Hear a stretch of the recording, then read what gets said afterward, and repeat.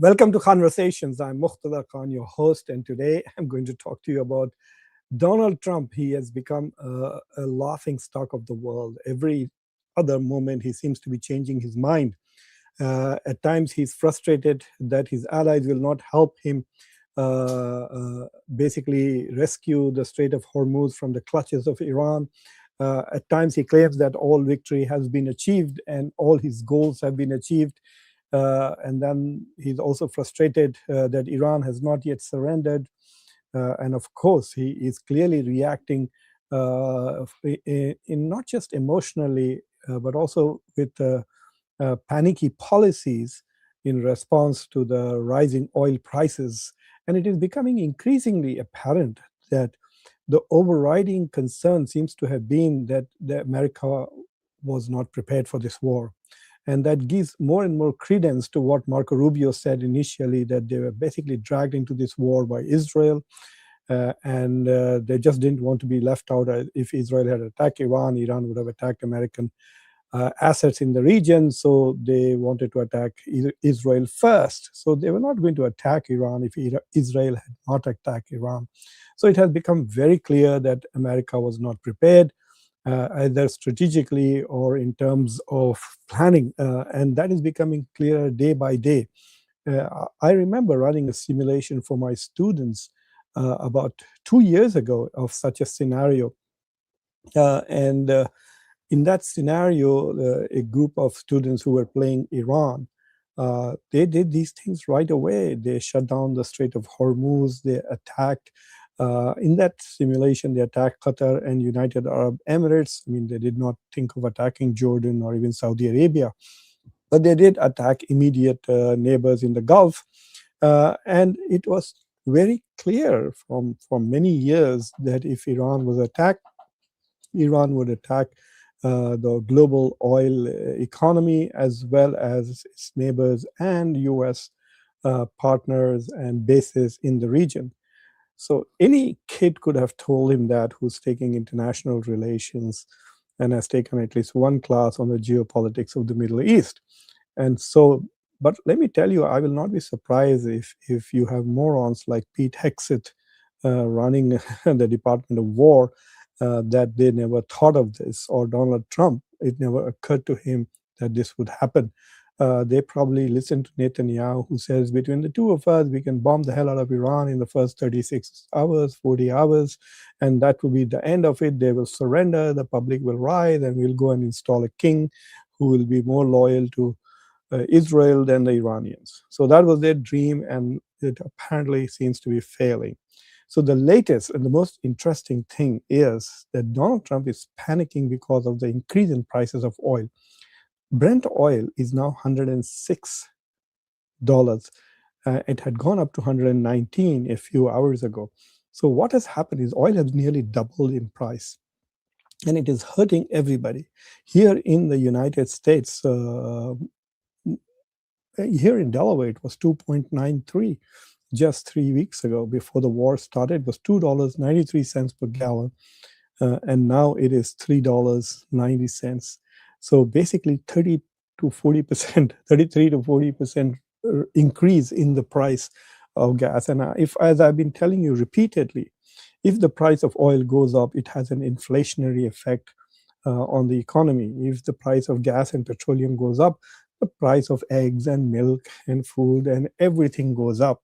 And so basically America, who is suffering from an affordability crisis, where most Americans, even middle-class Americans, are finding it difficult to make ends meet. The salaries have not risen at the pace at which the cost of housing, cost of healthcare, cost of groceries, cost of petrol and gas, all of these things that have gone up in this country. And this is a crisis all over the world.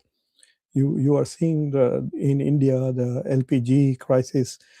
Businesses that rely on cooking gas are shutting down, restaurants, etc. One of the biggest, India's growth has been tremendous, but manufacturing has been very poor. India's GDP's share of manufacturing is about 15%, which is really very bad. So where has the growth been? It has been mostly in services, and one of the biggest elements of the services is restaurants and hotels, and that is where the cooking gas shortage is going to destroy a lot of service businesses. Lots of jobs will be lost, and similarly, you can see it across the board. Schools have been shut down in many other countries in South Asia, and prices are just going through the roof. So Donald Trump, panicking that he has probably triggered a global economic recession, announced announced that they're lifting sanctions. So first, Donald Trump did two big things. One, he got together with the International Energy Agency and brought in the countries of the G7 and said, let's release all our strategic reserves, or at least 400 million barrels of oil from the strategic reserves of G7 countries into the market. And in that sense, the US actually provided 40% of that, which is about, in fact, more than 40%, 44% or 43%, 172 million barrels of oil were removed from the US strategic reserve and put on the market to reduce the cost of oil. And then what Donald Trump did was basically asked India and told them, go ahead and buy Russian oil, especially the ones which is already on the ocean, not the one which is still in, I guess, in the refineries or elsewhere. So those which are on the seas, which means they are already on boats and in tankers, India could go back and buy Russian oil. After struggling with India, imposing 25% tariffs on India's exports and trying to bully India to stop buying Russian oil, Donald Trump now turns around and begs India to buy Russian oil. I mean, that is a strategic step back, a strategic blow because of this war in Iran. And then today, he announces and lists sanctions on Iran itself. These sanctions were imposed on Iran in 1996. So he now says that Iranian oil is a limited one for a short period of time. He says all the Iranian oil which is in the boats and ships can now be bought legally. So let me tell you how much it is and what its impact is going to be. It is absolutely hilarious and to me quite fascinating. So this is from the Washington Post. As the cost of oil continues to soar, the Treasury Department on Friday lifted sanctions on 140 million barrels of Iranian crude already loaded onto vessels. So Iran probably was smuggling these oil barrels and selling this at discounted prices. Now, because it's suddenly legal, Iran is going to resell. It's not going to give it to those who are buying it illegally.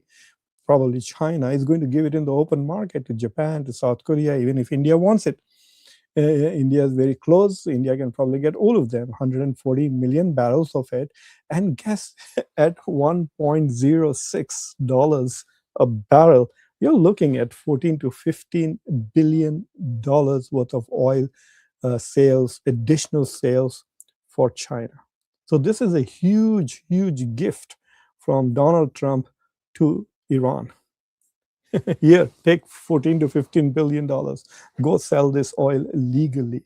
That tells you how desperate he is. That the Iranians must be laughing. Not just the Iranians, but I think everybody who are familiar with what this really means in the energy sector recognize this is a recognition that Donald Trump is feeling pressure from the rise in prices. He's getting frustrated because he's not able to prevent the Iranian control on the Strait of Hormuz. That shows that his military power, in spite of all the power, and it's just not the US, it's US and Iran, Israel, both together are unable to break this strategic bottleneck. And you can see the frustration. Let me show you some of the frustration of Donald Trump. He has basically ruined his own legacy, I think, by pursuing this Israel first war. So first, he's absolutely frustrated that his allies will not support him. This is what I'm just going to show you some of his Truth Social posts today. And let's laugh at this foolish man. He says, without the US, NATO is a paper tiger. They didn't want to join the fight to stop a nuclear powered Iran. There is no nuclear powered Iran. Didn't you obliterate their nuclear capabilities just 9 months ago? Were you lying to us then? Now that fight is militarily won, with very little danger for them, they complain about the high oil prices they are forced to pay. So look, he's saying that again. If the fight has been won and Iran is defeated, then what is the problem?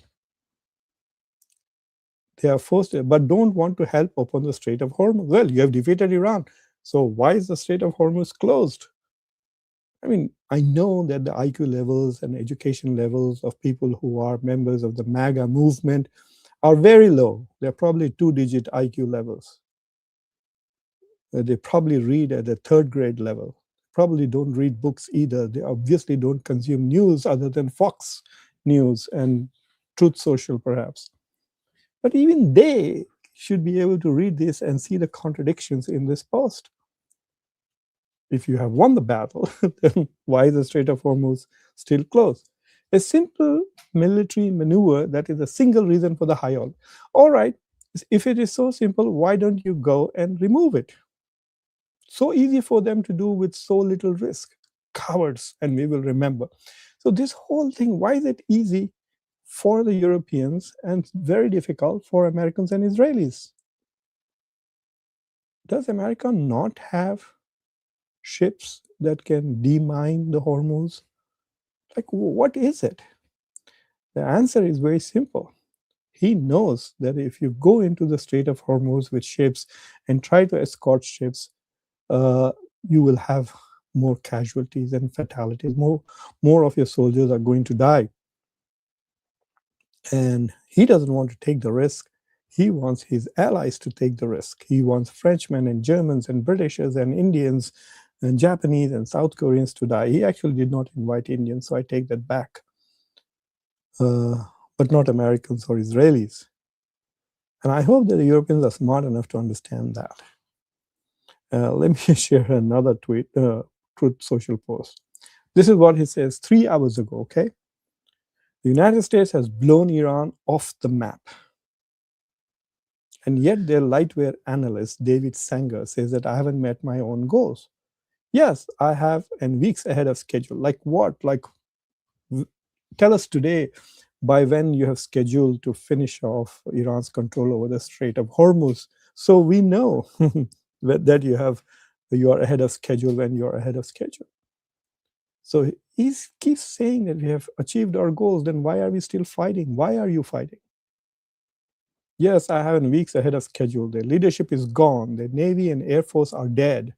They have absolutely no defense, and they want to make a deal. They told us point blank. Abbas Araghchi, the ambassador of Iran, the foreign minister of Iran, went on NBC and on Meet the Press, I think, and said very clearly that we tried negotiating with, we were close to finishing the deal, and Donald Trump and Israel attacked us twice. So they are saying, what's the point of negotiating with you? You are not an honest negotiator. So they are not asking for negotiation. This is another of his lies, that they are asking for a deal. We are weeks ahead of schedule, just like their incompetent election coverage of me. The failing New York Times always gets it wrong. No, the New York Times is getting it pretty right, Mr. Trump. You are getting it wrong. You said this would be over in 6 weeks. Let us see. And then I want to read this one also. Now, then today he made this big threat. It will be very interesting and sort of amusing to see if he follows through or he forgets and comes up with many more threats in the next 48 hours, and the whole news cycle makes us forget this. But I'm not going to forget it. So this is 10 o'clock. Today is 21st. On 23rd, I will revisit it in my nightly show. If Iran doesn't fully open without threat, I don't know what he means without threat, without threatening the ships going through the Strait of Hormuz within 48 hours from this exact point in time. So why has he given them 48 hours? So that the market, the oil remains up, and then his buddies can short sell oil in the hope that Iran will follow through, and then the price of oil will come back. Is that the reason why he's given? He says, do it now. Like, I don't understand the logic. The Iranians can just say, oh, we are so scared of Donald Trump. Let's just say, okay, ships, you can go.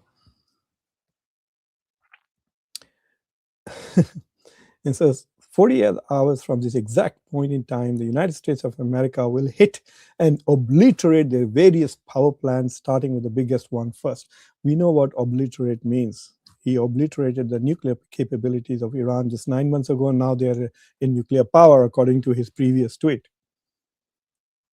So obliterate means nothing. But anyway, yes, the US and the Israelis are quite capable of destroying power plants, which are just, I suppose, defenseless industrial installations.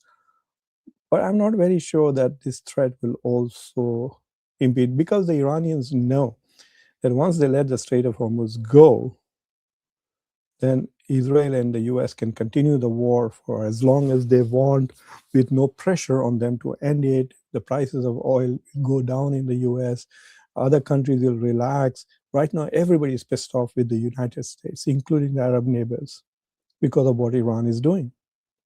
Yes, they are angry with Iran, but they also understand. If you look at the statements made by the foreign minister of Oman, read his article in The Economist.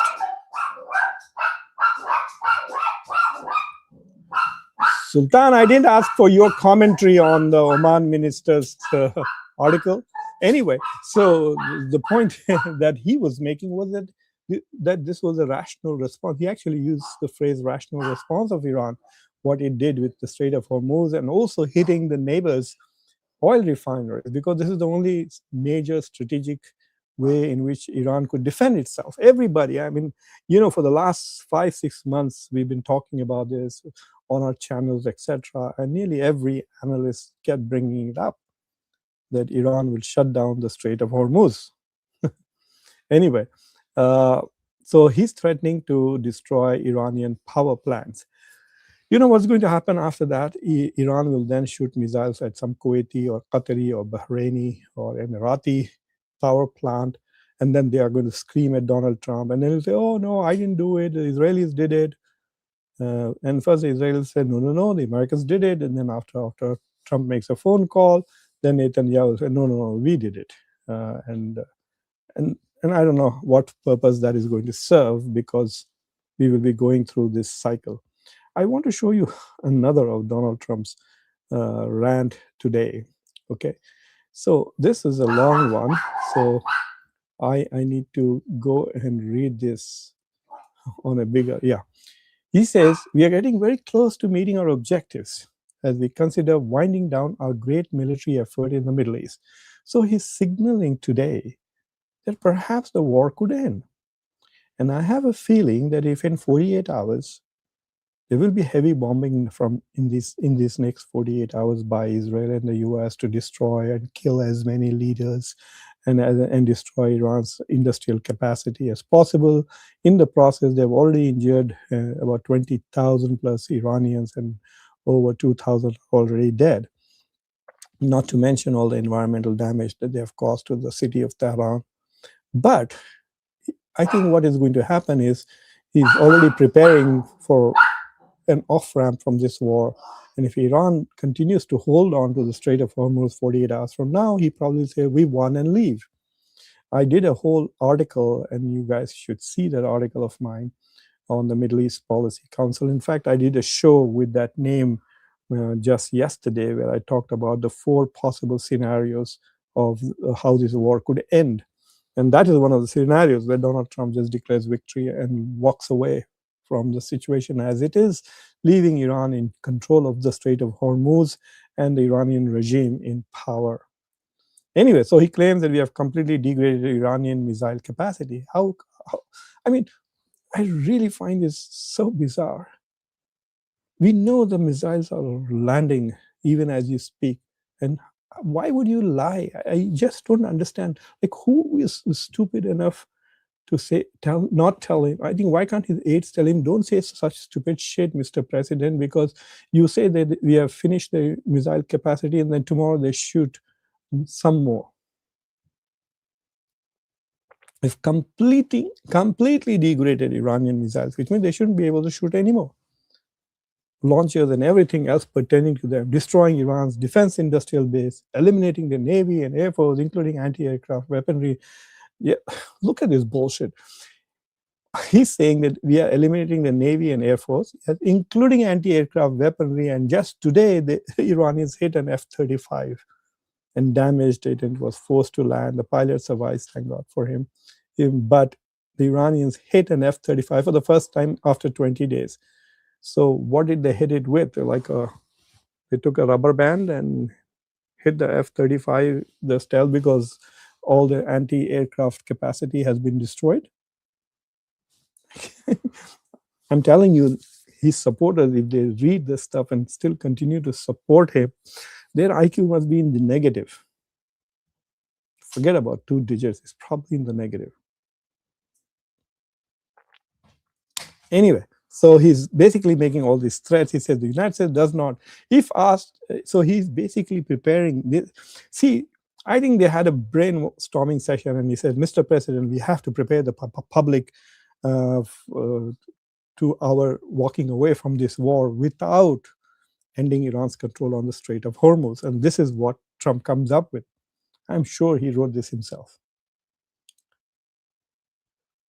The Hormuz Strait will have to be guarded and policed as necessary by other nations who use it. The United States does not. So we don't use it, so we're not going to do anything about the Strait of Hormuz. We can't do anything. We've been trying.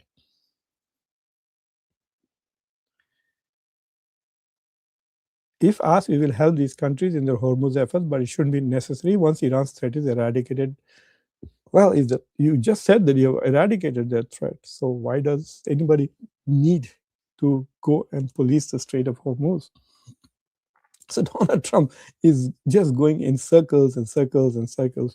This is the official comment from Scott Bessent, the Secretary of Treasury. He says, today the Department of Treasury is issuing a narrowly tailored short-term authorization permitting the sale of Iranian oil currently stranded at sea.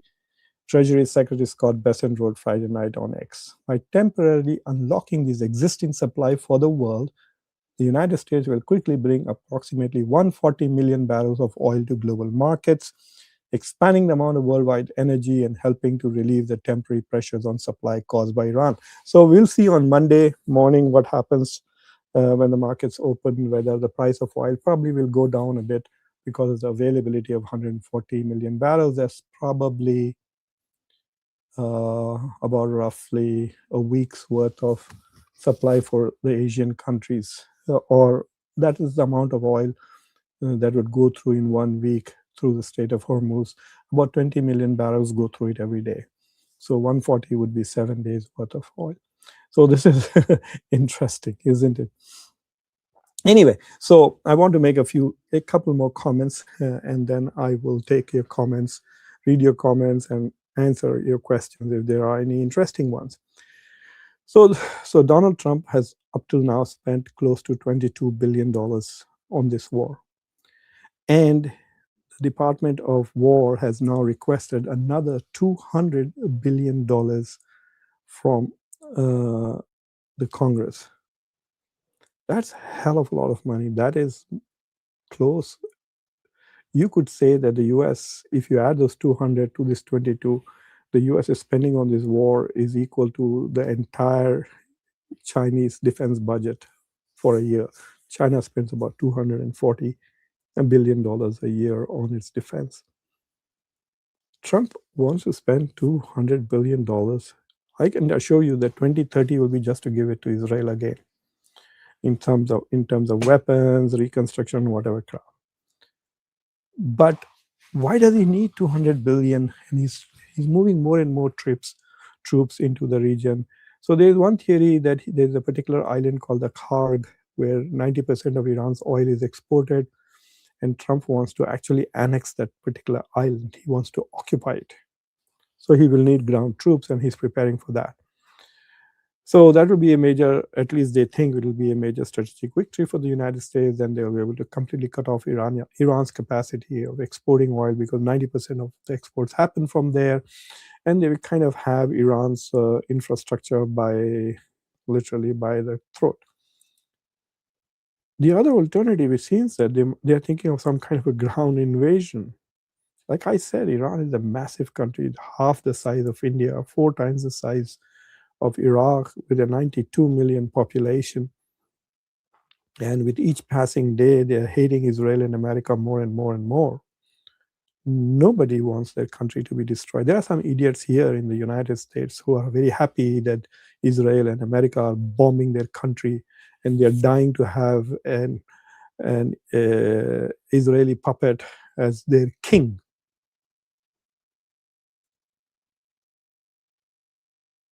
But these are also jokers who are never going to go back to Iran, even if they get their wish. So they are irrelevant to Iran, but I'm sure the Iranians are very proud people. They're not going to take this bullshit. They will fight back. If the US sends troops on the ground, then it will be Iraq all over again. This is one of the scenarios that I have discussed in my article. We can read it on the Middle East Policy Council's website. I will share the link with you here right away. So why does this is a very peculiar? Why does Trump want another, shall we say, $200 billion? That is just perplexing. I think it's because they want to replenish what they have already lost. So this is the website, mepc.org, Middle East Policy Council. This is my article. It's right up there on the front page. Gaming the End Game, Possible Scenarios in the Iran War. And you can read the article. So my first scenario was war without troops on the ground, as it is going on now. Second scenario is ground invasion and occupation, and that is going to be an utter disaster. US will have to take many fatalities and casualties in this, and with each casualty, the popularity of the war will decline in the US, and the Republican Party's chances of winning anything in November will decline rapidly if this becomes another never-ending ground war in a Middle Eastern country. The third one option is if the Middle Eastern countries themselves are foolish enough to join this war, like Saudi Arabia and Qatar and others start attacking Iran with Israel. I think that they will suffer. They will be the biggest sufferer. They are already, I think, the biggest losers in this war. And the final one is the best option, where Donald Trump decides tomorrow that, oh, we have achieved everything. See, he's already claiming that he has achieved everything. Great, congratulations. Now come back home. And he ends this war. And from his long tweet, it is apparent that he's willing to walk away from this war without taking the Strait of Hormuz away from Iranian control. Anyway, that is where our Mr. Donald Trump is with his brilliance. This needs to be repeated, that most people who think of America first believe that this war is not at all in the interest of America. His own administration's intelligence officers have told us that there was no imminent threat to the United States, so there was no need to start this war. Anyway, let us see if there are any interesting questions or comments from people in the house. I see a lot of members here. Oh, very nice. Upen Tumba from Nepal, from the land of Mount Everest, Kathmandu, and such beautiful things. And Sita, the wife of Ram, was from Nepal. Rajesh Mishra says, thanks, Khan Saab. If Iran made a blunder by attacking Diego Garcia, major international powers are alienating from US, etc., would this move of Iran unite them?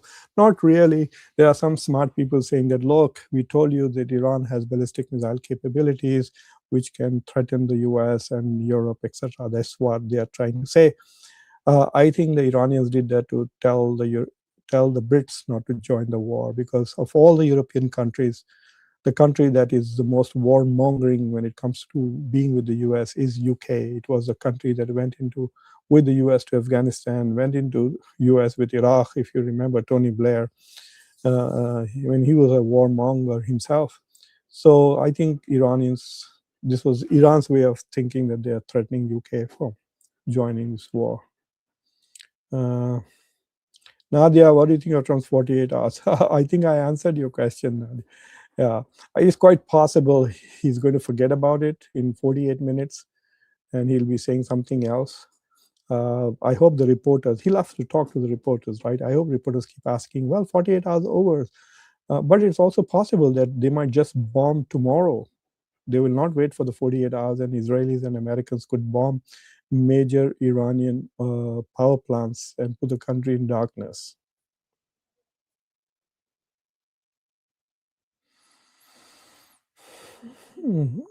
Well, there's a difference between offensive war and defensive war, right? Iran is not invading. Look, nothing is happening here in America to us. Not a single bullet landed on us here. We have gone all the way there to fight them. So it's not going to hurt us. It can hurt our bases and our friends over there. So Iran is able to defend itself and perform above its capacities because they are being attacked. Usually, in the old fashioned military tactics, you would say that the invading army needed to be 3 times bigger than the defending armies usually. So, but if Iran becomes the offensive, if China becomes the offensive force with regards to Taiwan, then your analogy doesn't work. Your question that you should have asked, will Taiwan be able to do this to China?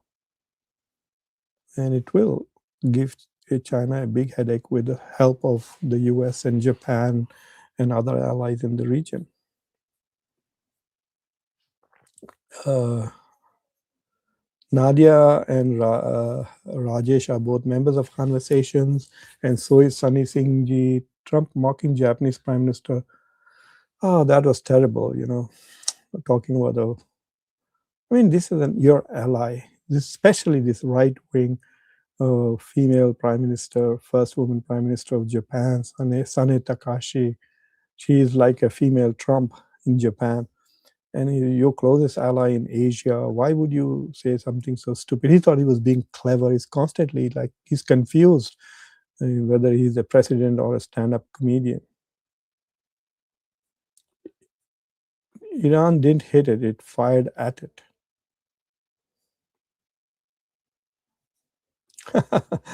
That is so true. It is disgusting, isn't it, as to how morally horrible American leadership is. Not just American, most of the Western leaders who are involved in it. I mean, the British royalty, there were some, even Europeans, but at least the Europeans got rid of their leaders. Nobody, can you imagine, they say that over 1,000 girls have been molested, abused, even raped. And not one person in the United States has been arrested in this Epstein case. It's just absolutely disgusting. The cover up.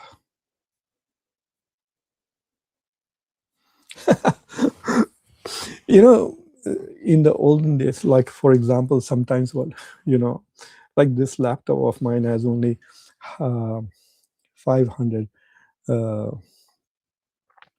half a terabyte. So sometimes when I forget to delete files, and then I'm downloading a major big file or something, it kind of gets confused and it's overpowered. The computer gets like fuzzy and things don't stop. So Pete Hegseth is like this, as if he's reaching his limit of his brain power, and then he's so overwhelmed by the number of facts out there and issues and factors. So you can see his brain just clogging up. He's so stupid. I am so sorry to say.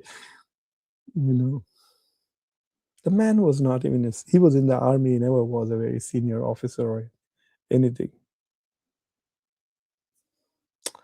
Anyway, yes, Sultan is king. Sultan is my dog who was barking. I don't know why. All right. Any other interesting questions? No.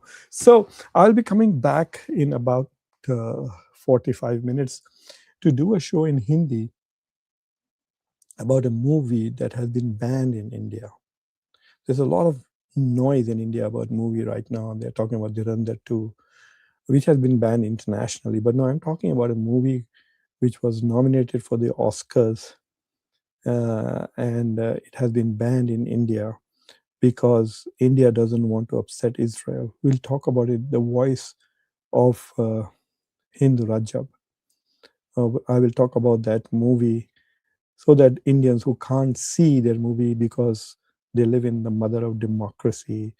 Modi has become such a coward when it comes to America and the US. It's Israel. It's unbelievable. He has banned, his government has banned a movie from showing up because he's afraid that it will turn public opinion against Israel. So he wants his public to remain stupid and ignorant and be misled. He doesn't want the Indian people to know the reality of what Israel is doing in Gaza. I'll talk about that movie in Hindi and in 45 minutes. So take care until then. Thank you for watching Conversations. Subscribe to the channel, like this video, and press the bell icon. So until next time, I'm your host, Muqtadar Khan. Take care. Bye.